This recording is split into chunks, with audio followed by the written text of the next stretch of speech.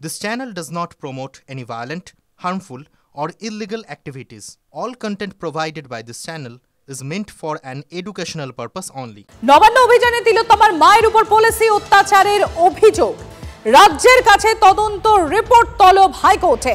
আমরা এই নিয়ে ডিটেইলস জানবো, আমরা কথা বলবো।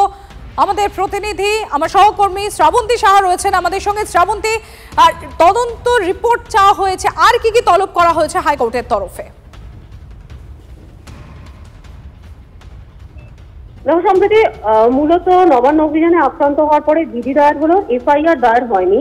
পুলিশি নিষ্ক্রিয়তার এই অভিযোগ তুলে আদালতের দ্বারস্থ হন তিলোত্তমার মা, এবং সেখানে আজকে বিচারপতি তীর্থঙ্কর ঘোষ যেটা নবান্ন অভিযানে যা হয়েছে সেখানে আক্রান্ত হওয়ার ঘটনায় রাজ্যের কাছে এনকোয়ারি রিপোর্ট চেয়েছেন এবং মেডিকেল ডিটেল তলব করেছেন। তার বক্তব্য যে আদতে কি হয়েছিল এবং সেখানে যদি সত্যি মাথায় আঘাত লাগে সেই রিপোর্ট কোথায়। আজকের বিকেল 4টার সময় ফের আরজি করের মূল মামলা রয়েছে, সেখানে এই রিপোর্ট তলব করেছেন বিচারপতি। যাবতীয় রিপোর্ট দেখে এর পরবর্তী সিদ্ধান্ত নেবেন বিচারপতি তীর্থঙ্কর ঘোষ। ধন্যবাদ শ্রাবন্তী। সেদিন তিলোত্তমার মা ঠিক কি অভিযোগ করেছিলেন শোনাই একবার আপনাদের। এতটাই সক্রিয় হয়েছিল আমাদের আটকাতে, তার অবস্থা দেখুন। আমার শাখাটা ভেঙে দিয়েছে, কপালে ফুলে গেছে, পিঠে কেটে গেছে। মহিলা পুলিশ আমার হাত ধরে রেখেছিল, এদিকে পুলিশ ছিল। পুজো কমিটি হিসেব দিলে তবেই অনুদান। পুজো অনুদান মামলায় এমনই নির্দেশ হাইকোর্টে, যেসব পুজো কমিটি গত বছর হিসেব দেননি তাদের অনুদান নয়, যেসব পুজো কমিটি হিসেব দিয়েছে তারাই পাবে অনুদান, এমনই নির্দেশ হাইকোর্টের। গত বছর 41,795 পুজো কমিটিকে অনুদান দেওয়া হয়। শিলিগুড়ির 3টি পুজো কমিটি খরচের হিসেব দেয়নি, এমনই জানানো হয়েছে রাজ্য সরকারের তরফে।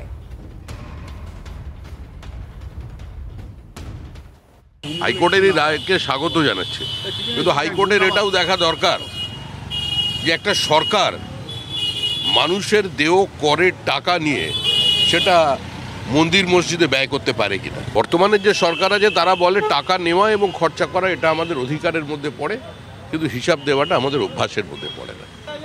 স্বাভাবিকভাবেই যারা পুজো করেছে তারা হিসাব দেয়নি, আর হিসাব না দিতে পারার জন্যই তো টাকাটা দেওয়া।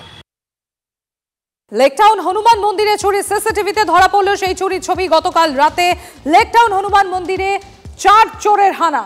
সোনার উপর গয়না দানপত্র নিয়ে চম্পট দেয় অভিযুক্তরা। মন্দিরের সিসিটিভি ফুটেজ পুলিশের হাতে তুলে দেওয়া হয়েছে। একবার সিসিটিভি ফুটেজ আপনাদের সামনে আমরা তুলে ধরবো। লেকটাউনের হনুমান মন্দির, সেখানে সোনার উপর গয়না দানপত্র নিয়ে চম্পট দুষ্কৃতীদের। দেখুন সিসিটিভির ছবি, সিসিটিভি ফুটেজ তুলে ধরছি আপনাদের সামনে।